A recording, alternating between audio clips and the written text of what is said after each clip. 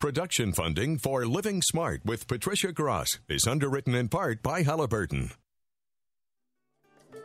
Is Feng Shui just about decorations and placement? Learn what the ancient masters had to say about this 3,000-year-old practice to achieve peace and harmony. Next on Living Smart.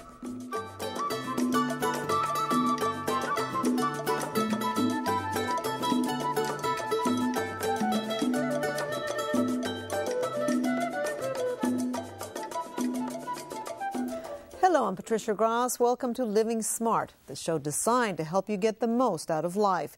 Today's guest, Feng Shui Master Lam Quan, shares his knowledge of classical Feng Shui and the role it can play in harmonious living. As the founder of the nonprofit Feng Shui Club, Master Lam hopes to correct the misconceptions of Feng Shui and educate everyone on its proper usage and application. So have a pen and paper ready. We'll be giving you a list of resources at the end of the program.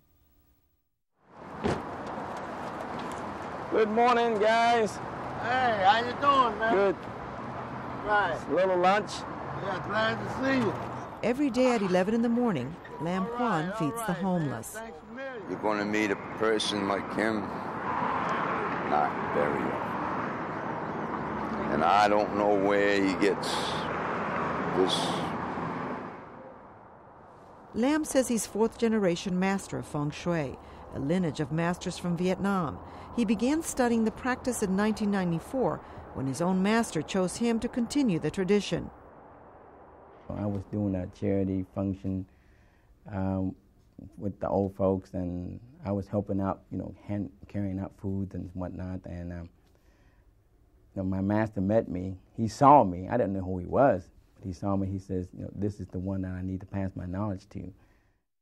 For the next 7 years, Lam would study with the master every day of the week after work and on the weekends. He never forced me to be the next lineage holder.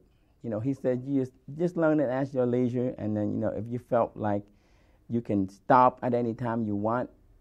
But he knew I would be able to comprehend and learn everything he would hand it down. Through a special ceremony, the grapes mean abundant. Lam helped Sherry Tao with her new maternity store.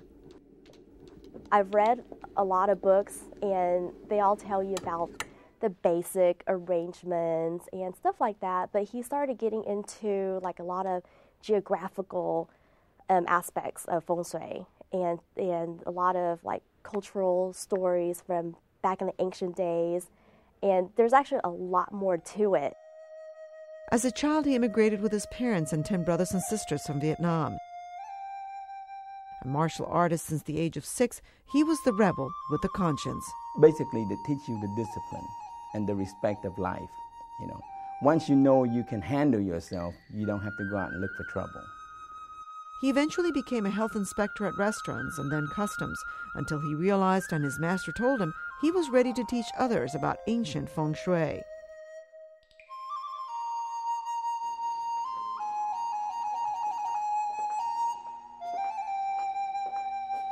The Feng Shui shop he owns with his wife was a result of his new job. We helped one family, and they were having big trouble financially, and we helped them, and we got them back on their feet, and they kind of came to me and they said, we're going to open another shop. They didn't tell me it was for me. Balance and harmony is the key to Feng Shui. Anybody got any questions so far? Today, the storefront also serves as the headquarters for the nonprofit Feng Shui Club. Go 270 is west, and you go back down, it's 360 is north again. That is the way the yin and yang symbol is supposed to be set. The letter A. The class is free. We never charge anybody anything. I've always told the people that we have the class here. If you want to come, you're welcome to come. And for some odd reason, only good people come. So we have a tight-knit group, like 20-plus students. They come and every Wednesday evening, and we talk about the topic. Basically, what I'm trying to do is to create an army, because in Asian saying, one sparrow cannot make a spring, but a flock of them can. So even though they're facing east is one of the directions right here, but it's north or pole, so you would not recommend them get this one. Correct. Lam also helps his wife, who's a real estate agent.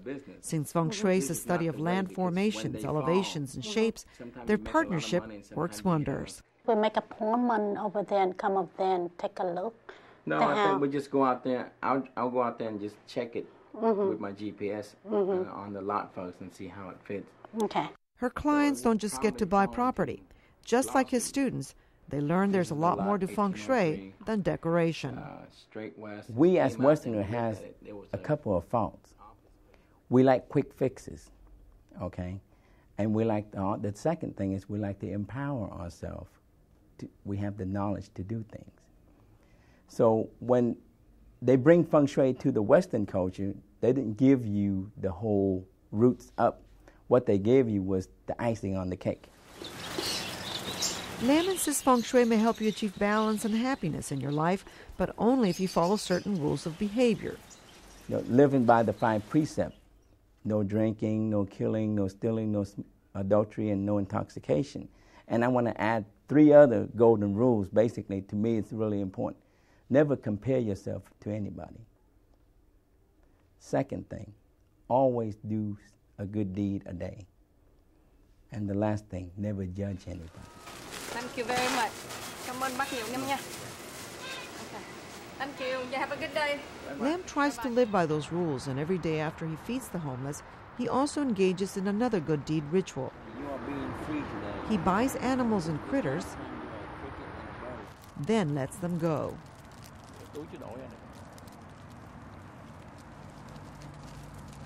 Lam, why do you release animals every day? Well, releasing animals, saving a life is you earn the most merits of all. I want to open it. Okay, you open. Open. There you go, see? They head for the trees. See? They land on the tree right away. If you search for happiness and you found it, basically you have found the ultimate goal of life, to find peace.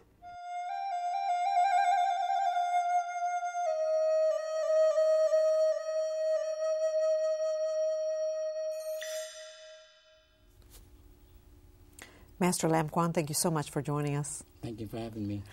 You talked a little bit about learning the roots of Feng Shui as opposed to the icing on the cake. It kind of explained to me what is the difference between classical Feng Shui and sort of the Western Feng Shui that we know about? Well, classical Feng Shui, like Catholic, the religion of Catholicism, the basis is from like the original text of the Bible. Right. And then people, interpret different, and they make it many derivative of different religion, like Orthodox, Methodist, and so forth. Feng Shui is the same way. Feng Shui, the roots, the fundamental of it is formations of land, shapes of land. You pick the land you live on. It's like space. You pick the space, you pick the right space, and then you plant the right roots, then you start growing.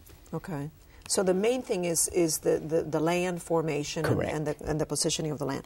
What is the object? Now, Feng Shui means wind and water. Why? What is? Well, wind and water, in layman's term today, I would call it time and place. Ah, okay. Instead of wind and water. Okay. Two basic rules of Feng Shui is knowing the time, when to plant something, to begin a project, and what place do you begin it with? Where do you plant the seeds? Wow. So it's time and place instead of, I don't call it wind and water so much.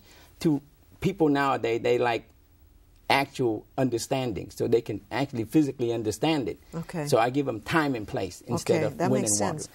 You said, what is the objective of Feng Shui, would you say? You said peace and harmony. Peace and harmony, and the least amount of effort for the maximum gain. Just like, in the 50s, if I come to your house, you turn on TV, you're going to have physically to get up and change the channel, to pick the right station. Nowadays, you just switch with your thumb by the remote control. Right. So Feng Shui is a vehicle. Right. It's getting you from point A to point B very easily, very quick. Very fast. Let's talk about the hope, because you have described Feng Shui as hope.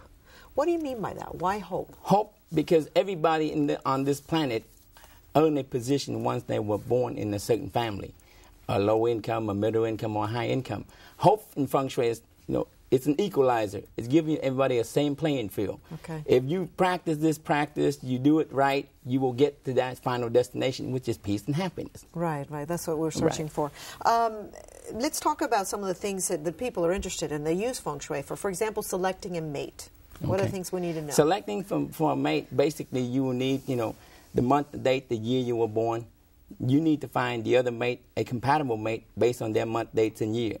It's just like, growing the fruits. If you're going to grow apples, you're going to have to wait for the right time, the right season, and the right plot of land to plant the seed. So meeting a mate is the same fashion because you want to have offspring from that.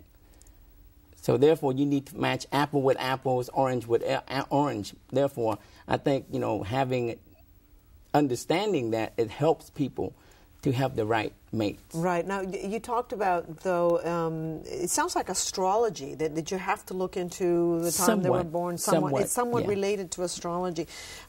You said something new that I found interesting. You said, 50% of choosing a mate has to do with the positioning of your parents' home. Yeah, because that is your roots. Interesting. You are the branch, regardless of where you grow up, whether you live after you departed from your parents are always the roots. They made you. Okay, so if their house feng shui is incorrect, then it hinders, your growth in business, love, wealth, in every aspect of your life. Just where their house is positioned, correct, on what's inside the house? In ancient days, they'd say it like this. Feng shui, if your parents or your ancestors are still living, is where they dwell, affects you. Once they passed on, is where they lay to rest, affects you. So where they were buried? Correct. What if you don't know? Well, then you're going to have to start. Then you're going to have, you're going to have to start. Let's talk about a home, selecting a home. Now, your wife is a real estate agent. You help her out. That seems to be an essential element of Feng Shui. Where you live, where your home is placed, the positioning of your home, the land formation around the home. Tell me about that. Well, first of all, if like my wife is a real estate agent, not all people come to her, they believe in Feng Shui. Sure. So I told her one thing. I said, the least you can do for them without letting them know you are applying Feng Shui is have a house, the kitchen on the left-hand side, inside looking out. Just like when God created human, okay? Every single human, their heart is on the left. Right. Regardless of what direction they face. Now, the house principle is the same anatomy of a human. The kitchen is the heart of the human body. The heart of the kitchen is the house that reflects everybody that dwells in that house. So I told my wife, I said, regardless if they know it or not, just get the kitchen on the left. So that way... Because the heart is the home of the house. It makes them at more peace. Right, right. So when you walk in the house, the kitchen should be on the left. No. Right? Let's say you are standing inside the house looking toward the front door. Okay. You cut the house in half, the kitchen's always on your left half. Okay. So inside looking out. Oh, inside looking out. Okay, all right. You also know through classical Feng Shui what the best type of career is for you. How do you find that out? Based on your birth year, you inherit a certain element onto your human stems. If you inherit, like mine is fire, okay, and this season right now in Feng Shui they play by season, like spring, summer, falls, and winter. Spring is wood, summer is fire, fall is metal, and then winter is water. So at this moment, we are in the summer season. So summer season is good for people that have fire element. So like me, I was born in the fire element year, so therefore it's very beneficial for me. It's it's time for me to grow, time for me to pass out certain things and hand out, let people know, spread the news or whatever. Right. It would be the best. And there's certain careers for that particular time that you will thrive, that you will do well in. Let's talk about auspicious land shapes, because you keep saying, classical Feng Shui, it has to do with the land shape, the land formation, the placement of the land.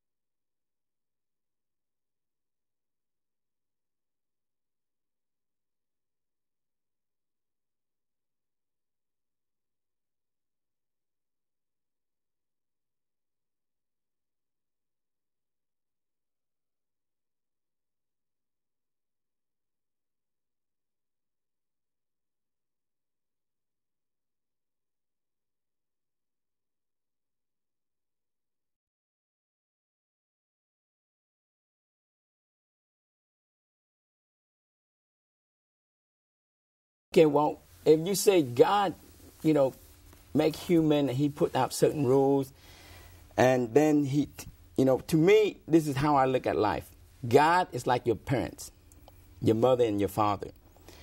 Jesus Christ, Buddha, Allah, all the other people are teachers. Mm-hmm. Okay, they teach you the philosophy of how to live life correctly. Right. Okay, so God, he invented everything, but then he sent out 7 teachers to come down on this earth to teach people the right way to live, for you to live harmonious with the land and, to be happy. Right. So if you live right, the most important thing is beginning within yourself. The message I can send to people right now is, if you're wasteful, stop being wasteful, right? That's the only way to correct. If you tell lies all the time, stop lying. Start talking the truth. Okay. That's how you're going to change. If you steal all the time, you're going to have to take something to give. You can't just steal, okay? Right. If you kill, then free lives. Okay. Actions speak louder than words. It's not just like you repent on something, but you have to act on it. Would that be the most important lesson you would teach as a master? Let's say people don't have time to go to class or they don't want to take the time. What's the most important lesson you would want to teach somebody? Well, first to change themselves. Okay. Correct themselves, observe themselves, to see if they are at the level of, they say they're good. Most human beings, they always assume that, to their understanding, they do good things. We do good things, we do bad things, we do good things, we do bad things, and then we are just an average person, right?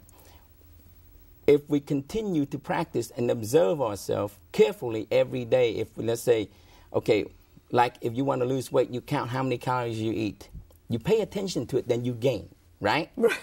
Same different if you're going to practice Feng Shui, living right. You count how many things you said bad to people. Right. How many things you're not saying, then you know how to correct yourself. Right, right. It's observing yourself first, understanding yourself, living right. A lot of people live right. They don't even apply Feng Shui. They still have a good life. Why? Because they live right. God and all these, their teachers will take them to the right path. Right. Will show them this is the things I want you to do. Right. So the key is still living right. You mentioned weight loss, and that's one issue that you also taught me about, was that there are certain things you're supposed to eat at a certain time. That all has to do with Feng Shui as well. Correct. Tell me about that. Basically, time, like before lunch, you can eat a heavy meal, things that you have to chew. But after lunchtime, you should, if you do eat, should eat something that's very created, already digested. So help your digestive system. Do not overwork it. So then you don't have colon cancer later on. You don't have to go get colonoscopy. All these stuff can be avoided. So what you're saying, after lunch, for example, liquid right. diet, a liquid diet like soups. Right, some soups of sorts. Vegetables that are easy to digest. Yeah. And in the morning, before noon, you can eat heavy. Because this is how the monks eat, right? They eat the heavy meal before noon, and then afternoon, the whole day, it's more liquid. Correct. And why is that? I mean, what is that related to? Well, related to the Buddhism, the teaching is this. If you eat before 11 a.m., you are eating with ghosts. Oh, okay. And if you eat between 11 and noon, you are eating with all the holy people, God himself and, all these great teachers. And beyond that, you are eating with demonic force. Oh. So you don't want to eat you too don't much, want to do that. Yeah. So the best time to eat, if you want to eat with the holy masters, is from 11 to noon. Yeah, correct. Okay. Let's talk about I'm sure, Master Lam, you've had so many great stories of people you've helped. In fact, the person that gave you the key to your store is someone who was giving it to you to thank you for what you had done for them. Can you give me a testimonial of a person that you've helped that you're really happy about, that you said, this is great? Well, the happiest thing that the family that I help, that I recall right now is the family, it's a low-income family. They, the husband always, he paints cars for a living. He always go home and drink, lots excessive of beer every day, and then after he get drunk, he talk bad to his wife, he mistreat her, and he hits her. Now, putting him into the right place, he doesn't drink anymore. He doesn't get drunk, and he does. They have a much happier family. And I just met them. The lady just volunteered down to the temple and cleaned the temple. How did you do that, though? Well, just teach them the right concept. First, I sit down with them, visiting their homes, observe him, and explain to him the concept of life. So a lot of people, they don't know because they don't know what's right or wrong because nobody ever sat down and told them things. So I sit down and explain it to them. Then I correct their house. Now they have gotten a better position, so they have purchased a new home. Okay. Now the kitchen is correct, so everything is much more harmonious. More harmonious. The right thing. Now, you know, what I knew about Feng Shui before I met you was more about the decorations, about the cures for Feng Shui, the interior design for Feng Shui. Part of though Feng Shui is a little bit of changing stuff around. Correct. It's, you know, just like having surgery. If something is wrong, there are certain procedures you can do to perform to correct that aspect of it. But still, it is only a correction. It's not a permanent fix. Oh, okay. That's why I prefer to tell people, you know, if you're going to get a house, why don't you get the house correctly from the beginning? Right. So there's nothing to be corrected. Right, right. That's the essential. Is Right. Where you live is essential. Correct. As far as Feng Shui is concerned. You know, in the old days, you told me that Feng Shui masters were only able to help the king or one or two families. Why is that, and how has that evolved over time, if you want to follow the classical Feng Shui? Well, just like my lineage, my master, you know, he's 87 now, but he's only helped two families in his whole life. You know, the top 1%, and nobody knows who he is. He just, you know, he doesn't write books. He doesn't publish anything. He sit at their house. He can, you know, he give them advice on every aspect of their life. When to get on the plane, you know, when to go heading that direction to sign a contract, to open a new business or whatever, a new venture, a joint venture with somebody else. He does all that for them. In the ancient days, you know, Feng Shui masters sit next to the king and advise them when to declare war. What shapes of land, you know, how we here, what day should, you know, you give birth to the next, you know, king or whatever.